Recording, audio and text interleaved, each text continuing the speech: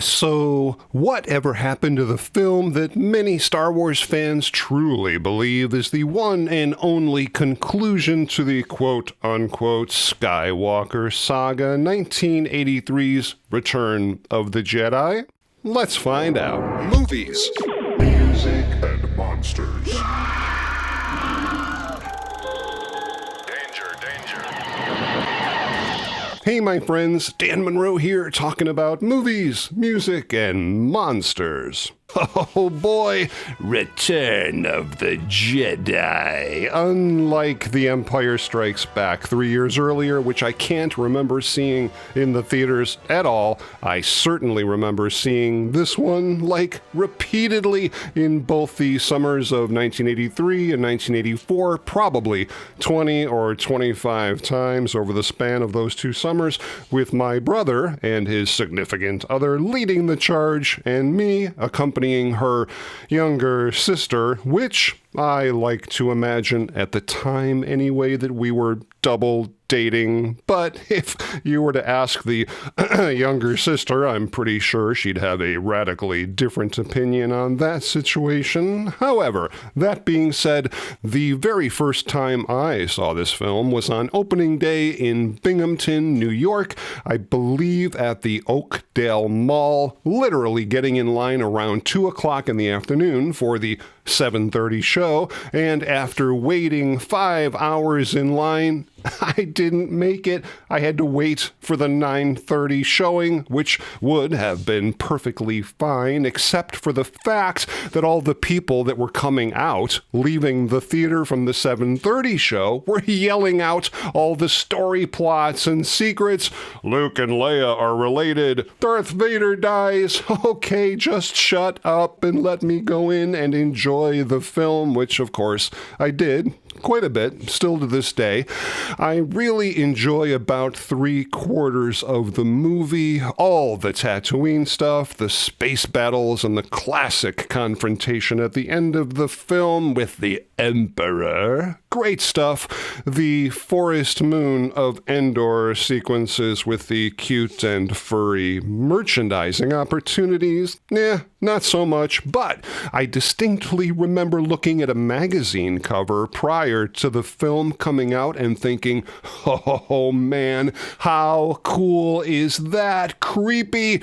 It's the remains of the Death Star from Star Wars, not realizing, of course, at the time that it was simply a second, larger Death Star. Whatever, and yes, I know, there's already a ton of other really good videos out there all about this film, but similar to what I did recently with Star Wars and The Empire Strikes Back, I'm going to attempt to, steer a little bit clear of what is considered common knowledge and maybe, just maybe, mind you, enlighten you on some lesser-known facts that you didn't know about the film. I certainly learned a lot that I didn't know during my research. So, grab your green lightsaber, your Rancor pit monster, and your favorite carnivorous Ewok with a bucket of stale popcorn, and let's dive in. The ending Yub Nub song still brings a tear to my sensors. So, let's go back, way back to the beginning of this story. Clearly, The Empire Strikes Back was an enormous hit,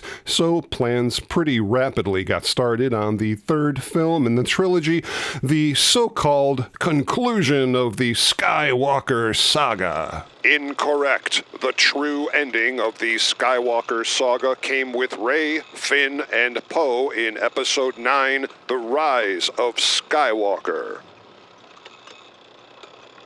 I said the true ending of I heard you. Let's just focus on this film today and worry about all the Disney sequels another time, okay? Somehow, Palpatine returned. Yeah, now, even though George Lucas did have some idea on the general plot points of this story, one thing he absolutely knew just like Empire, was that he didn't, again, want to be in the director's chair, and this is really cool, and I guess I never really knew this before, but Lucas's first choice to direct this film was actually Steven Spielberg, but the powers that be at the Directors Guild in Hollywood, due to their ongoing feud with Lucas, said absolutely not, no way, so Lucas went back to Empire's director, Irving Kershner, who immediately declined the offer because he just spent 2 years of his life filming the previous movie. Lucas approached David Lynch, who was recently nominated for an Academy Award as Best Director for The Elephant Man in 1980, but Lynch declined in a rather, shall we say, direct way, stating that he had absolutely no interest in Star Wars whatsoever and told Lucas to go direct it himself. And the search goes on. Lucas offered Canadian director David Cronenberg the opportunity, but Cronenberg declined because, well, he just didn't like to work on anybody else's material. Lamont Johnson, the director of The Last American Hero in 1973, was also briefly considered, but eventually the director's chair went to British film and television director Richard Marquand. Really? A British film and television director? Well, yeah, I do have my personal theories about the reason why. Obviously, Lucas had 100% control over the original film, Star Wars, but when it came to Empire, he had to promise director Irving Kershner that he would absolutely stay out of the way and let Kershner steer the direction of the film in the way he wanted it, which, you know, out of the gate sounds perfectly fine, but that's not really how George Lucas works. He's a very hands-on person, and in my opinion, this time really wanted to pick someone to direct the film that was, I don't know, easier to control, maybe allowing him to, behind the scenes, continue to steer the ship, but that's just my opinion. Richard Marquand had never before directed anything in this scale, had no clue how any of the special effects worked, but that was Lucas's choice, with Lawrence Kasdan once again providing the screenplay, and off they went to create another installment of sci-fi cinematic history. Now, everybody already knows that the film was originally called Revenge of the Jedi. Well, actually, it was Return first, then Revenge, and then back to Return. But what you guys might not know is the Star Trek connection with the title. Super cool. Originally, Star Trek II, The Wrath of Khan, was called The Vengeance of Khan, but the Star Trek marketing people simply thought that The Vengeance of Khan sounded way too similar to Revenge of the Jedi and changed it to Wrath of Khan. I'll bet they were pretty ticked off when Lucas went back to Return of the Jedi, but that's Hollywood. Sadly, the legendary Star Wars producer that was there right from the beginning was unfortunately absent for this film, and I really think it showed. Producer Gary Kurtz, who some people say was fired by Lucas prior to the start of the production due to the fact that Empire Strikes Back, which Gary also produced, went way over budget, costing the production millions. But Kurtz himself, years later, commented that the real reason he voluntarily left, and personally I believe this, was because he really disagreed with many of the aspects of the story, which were, in his opinion, more geared toward selling action figures and cuddly Ewok toys than actually creating a dramatic, cinematic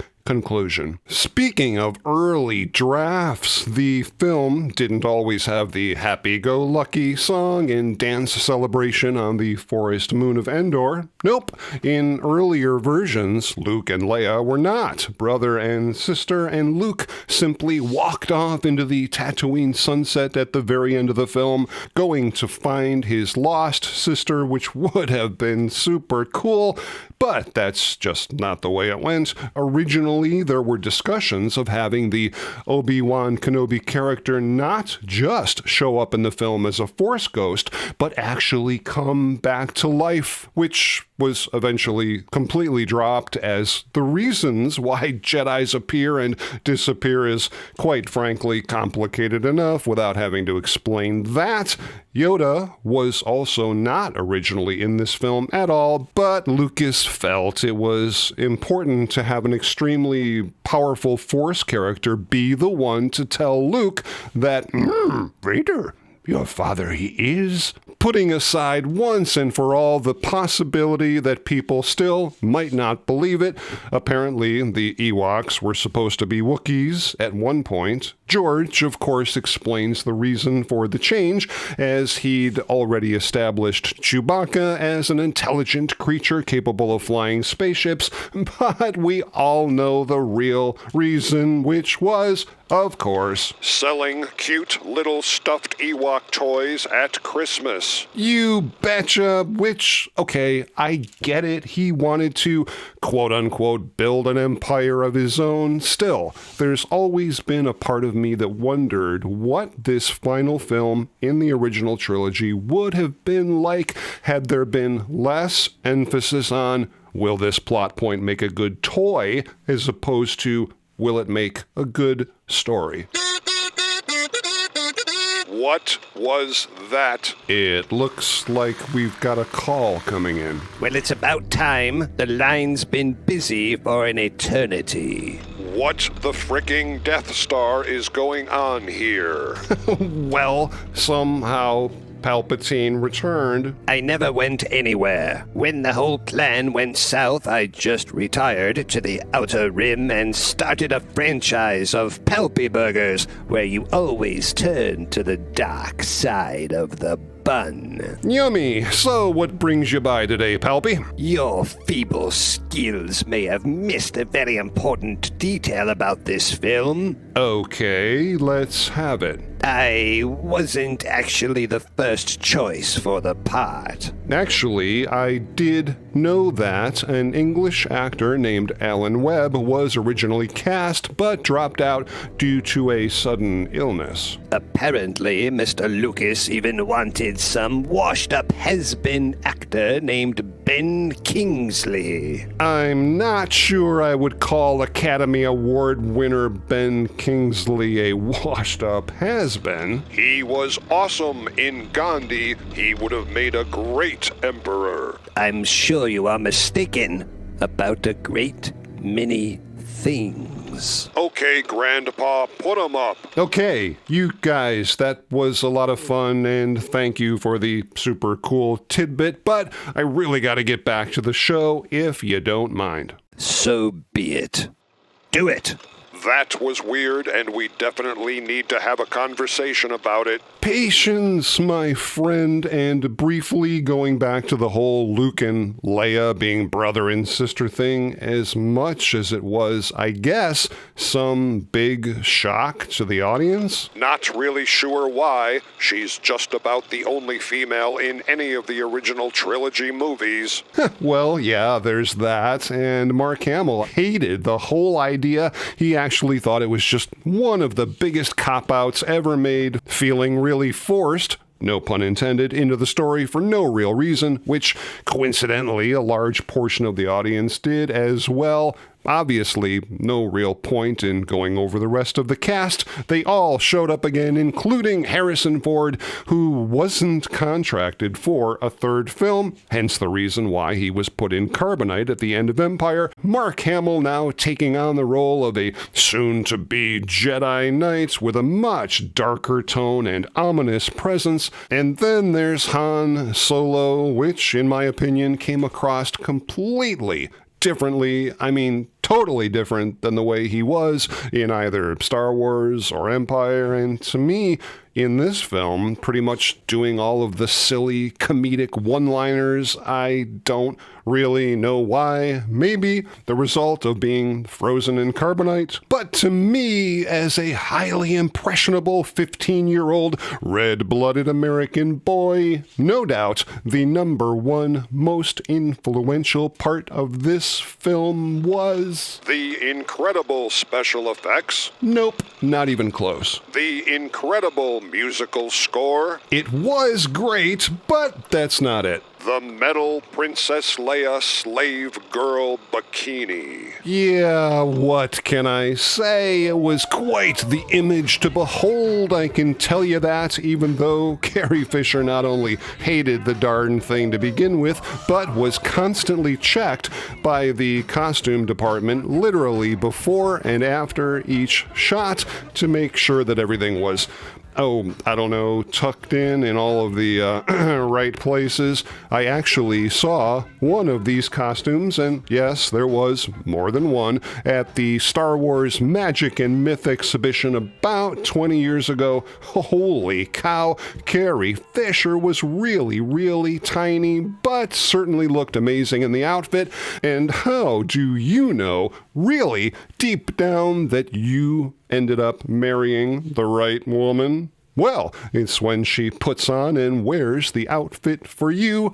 I love my wife. Interesting tidbit, Harrison Ford, writer Lawrence Kasdan, and the director Richard Marquand all firmly believed that Han Solo needed to die in this film, like really early on, to show the audience that our heroes are indeed in real danger, with any of them being able to be taken out at any time.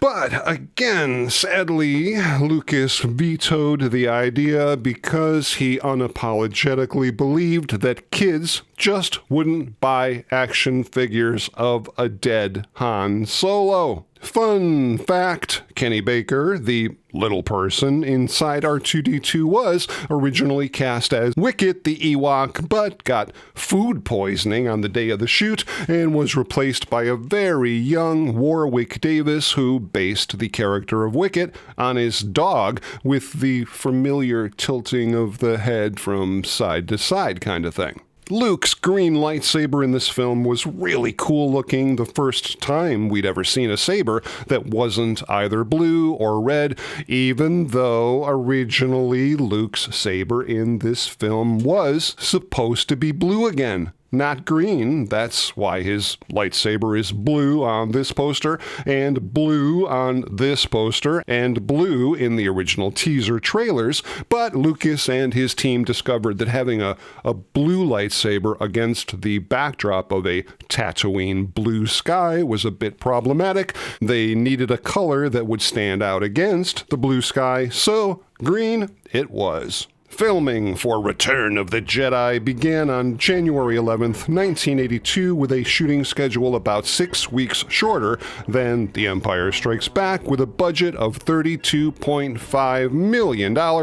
George Lucas was absolutely determined this time around to not let the project go over budget, even though Lucasfilm was a non-union company, meaning it was a bit more difficult acquiring shooting locations and definitely more expensive. Horror beyond imagination. Absolutely brilliant on Lucas's part to call the production Blue Harvest originally, saving the production a ton of money, at least at first, preventing the price gouging by the service providers, thinking that this was some sort of low-budget horror film rather than the next Star Wars movie, which spent 78 days at Elstree Studios in England, occupying 9 enormous sound stages, including the super cool deleted sandstorm scene. It's fun to watch, look it up. Then, in April 1982, the crew moved out to Arizona's Yuma Desert for 2 weeks of Tatooine exteriors, then all the way out to the redwood forests of Northern California, spending 2 more weeks shooting the Endor forest stuff, Then back to Industrial Light and Magic for about 10 days of special effects blue screen shots. It's a trap. Yes, it certainly was, even though the original line was scripted as, "It's a trick," not, "It's a trap," and was changed later in post-production after Lucas felt the line, "It's a trick," just came across a little on the weak side. There's actually quite a bit of really cool cut footage from this film. The sandstorm, Luke building his new lightsaber, Vader being put in his place by Moff Jared, a huge sequence at the end where said Imperial Moff was going to disobey the Emperor's orders about blowing up the moon. Really cool stuff. Check it out. It's all here, here in this place. So do a quick search, dive in, and have fun. Fun fact, Darth Vader's funeral scene at the end of the film was actually filmed by George Lucas himself somewhere on the premises of Skywalker Ranch, and believe it or not, the Vader helmet that was burned, which was actually part of a Lucasfilm Vader touring outfit to promote the original Star Wars, does still exist and currently resides inside the massive collection of Star Wars props, again at Skywalker Ranch in Marin County, California. Now, to say that this production went relatively smoothly would be a bit of an understatement. Many of the cast did not get along with director Richard Marquand. Anthony Daniels disliked him so much he absolutely refused to do any of the post-production dialogue overdubs, so Lucas eventually came in and did it himself. Carrie Fisher claimed that she would often burst into tears during filming due to the extremely awkward style that the director had for yelling at her in front of the other cast members on set. David Prowse, the actor inside the Darth Vader costume, was, shall we say, more than a little upset that Lucas not only didn't use his voice for Vader, but in the end used another actor, Sebastian Shaw, rather than him, to be revealed when the helmet of Vader finally came off. And I can't really say I disagree with that decision. I mean, come on. First of all, Sebastian Shaw was a highly trained and experienced actor, while David Prowse mostly did, crossing guard commercials and monsters covered in makeup, not to mention the fact that he and George Lucas really weren't getting on all that well, mostly because it was Prowse who leaked to a newspaper that Darth Vader was Luke's father, like before The Empire Strikes Back hit theaters. And again, like The Empire Strikes Back, David Prowse did not take part in any of the lightsaber battles, replaced once again by Swordmaster Bob Anderson wearing a Darth Vader costume with platform shoes in an attempt to make up a little bit of the height difference between the two. This is hilarious. The Emperor's chair in the throne room was actually mechanized, so it could, rotate around by itself, but apparently the electronics never really worked right, so most of the time it was simply Ian McDiarmid moving the chair himself by shuffling his feet along underneath his robe. Meanwhile, back at ILM, the entire team was literally pushing the company to its operational limits, with the special effects of this film far superseding that of the previous two films, literally running 20 hours a day and 60 hours a week in order to meet the goal of April 1st, 1983, comprising of almost 900 special effects shots, and making matters worse, with no time whatsoever to waste, Lucas took a look at a lot of the special effects shots and hated them, throwing out a huge amount of what was already completed, and told the guys at ILM to do it again and do it better. Another unfortunate disaster for the film actually ended up being an extreme stroke of luck for all of us moviegoers in the future, at least as far as the sound was concerned. While testing the film in a standard commercial theater, Lucas and his employees could barely hear any of the sound effects. All the noise in the theater muffled a majority of the film's sound, playing through your standard early 1980s normal commercial theater sound systems. So, Lucas, of course, being brilliant, decided to once again revolutionize the entire industry by creating a new cinema audio company called THX, which would ensure that any theater anywhere playing any of his movies would not only sound great, but use his new sound system. Now, as far as the practical special effects, Return of the Jedi had some of the best, with a 12-inch tall hand puppet of the Rancor monster being filmed at very high speed, eventually appearing on screen as an enormous creature with both weight and substance. The super cool Sarlacc pit creature. No, not the one with the tentacles and the ridiculous beak. That's the special editions. And of course, Jabba the Hutt, an enormous practical prop puppet which took 3 operators inside to operate, with 3 more outside running remote controls, designed by the brilliant Stuart Freeborn, the guy who created Yoda for The Empire Strikes Back, weighing in at almost 2,000 pounds and costing nearly $500,000 to create. Say what you will about today's CGI, I'm sorry, nothing can hold a candle to actually looking at a real thing on real film, interacting with real actors. I really hope that someday in Hollywood or wherever that this technique eventually swings back around again. Speaking of the Sarlacc pit, it's been said that if he had to do it again, George Lucas would not have given Boba Fett the wimpy, almost comical death that he got, not realizing until years later what a huge fan favorite the character was.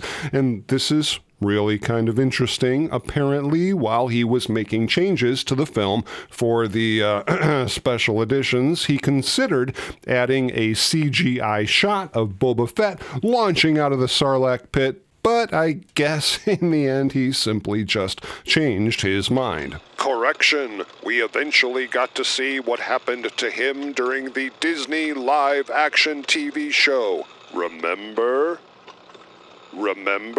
As Han Solo once said to Luke, "I'm trying not to, kid." And as Boba Fett would say, as you wish. I'm not going to spend a lot of time talking about the Ewoks. It's really pretty simple. You either like them or you don't. I mean, I understand they were put there for merchandising reasons only, but beyond that, even as a young teenager, I could never quite figure out how, for the life of me, this little group of furry teddy bears managed to defeat what the Emperor considered a legion of my best troops with laser weapons and Imperial walkers, but hey, I didn't write the script. What I find even more disturbing is the fact that the Ewoks are clearly man-eaters. And even worse, they gave Princess Leia a new set of clothes, meaning... Don't say it. They had previously eaten a woman just about her size. Thanks for that. Yub-nub. Fun fact, the second Death Star model was actually made with all of the construction showing on the left-hand side, but Lucas didn't like the way that looked, so for all of the shots in the film where we see the second Death Star, they simply flipped the footage. Return of the Jedi was released on May 25th, 1983, even though it was originally planned to open on May 27th, but changed to coincide with the release date of the original 1977 Star Wars, with a massive worldwide marketing campaign grossing over $314 million in the US and Canada, $166 million in other parts of the world, for a grand total of $480 million for a film with a budget of about $33 million. Not too bad, bringing in over $6 million on its opening day, beating out Star Trek II: The Wrath of Khan for the highest gross of any movie on a single day, maintaining that amazing record all the way up until 1996, when it was finally surpassed by Mission Impossible. JEDI was nominated for 5 Academy Awards, including Best Art Direction, Best Original Score by John Williams, Best Sound and Sound Effects Editing, and winning a Special Achievement Academy Award for Special Visual Effects. Fun fact, the famous Return of the Jedi poster with the hands holding the lightsaber were not the arms or the hands of Mark Hamill at all, but rather George Lucas. And then there's the special editions. Yeah, I know, adding mostly what I would consider nonsensical eye candy to promote yet another theatrical release, and I know it's highly debated the most offensive addition to this film, or subtraction in this case, the removal of Sebastian Shaw as Anakin, now being replaced with a very weird, angry, stalker-looking Hayden Christensen in his place. I mean, I get it. Lucas likes things to rhyme, to tie things up with pretty little bows, so the mass audiences don't really have to think about it too much. Whatever, it is what it is. But don't forget, just like 4K 77 and 4K 80, there is a 4K 83 beautifully scanned directly off 35mm prints of the film that we saw back in 1983 as kids. I can't say much more about it other than that, but do a quick Google search, you'll find it. I really hope you guys enjoyed that very deep dive into Return of the Jedi, and if you did, and you like this kind of stuff, please consider subscribing to the channel. I've got a whole bunch of new videos coming up really soon that I know you guys are just gonna dig. And if you'd like to help support the channel, you can always buy us a coffee. Link in the description. And please feel free to stop back anytime as we together continue the conversation on movies, music, and monsters. Sci-fi and outer space fans unite as the Space Museum and Grissom Center present